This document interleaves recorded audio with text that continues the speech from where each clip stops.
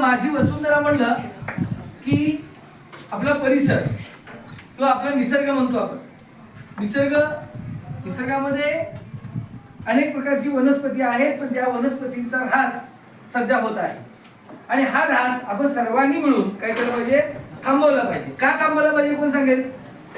जो आपण वृक्षतोड करत आहोत, ही वृक्षतोड आपण काय केली पाहिजे, थांबवली पाहिजे. का थांबवली पाहिजे, याची कारण काय आहे? किंवा वनस्पती आपण नवीन लावली पाहिजे. वनस्पती अनेक प्रकारच्या आपण काय केल्या पाहिजे, लावल्या पाहिजे. नुसत्या लावून चालणार नाही, तर त्या वनस्पती आपण त्या चांगल्या प्रकारे जगवल्या पाहिजेत, मोठ्या केल्या पाहिजे.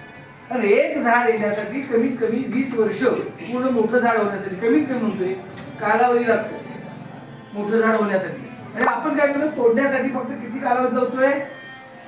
लय झालं तर 5 मिनिट, जास्तीत जास्त 5 मिनिटांमध्ये ते झाड संपवतोय आपण.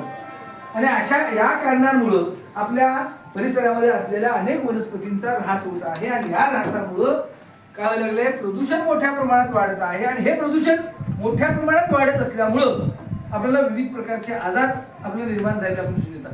वेगवेगळ्या प्रकारचे आजार आपल्याला होत आहेत. म्हणून आपण सर्वांनी काय केलं पाहिजे, वेगवेगळ्या प्रकारच्या वनस्पती लावल्या पाहिजेत, त्या जगवल्या पाहिजेत.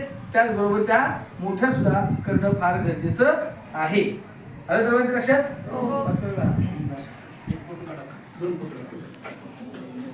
सांगतोय ते आपलं एक मिनिट. बोलू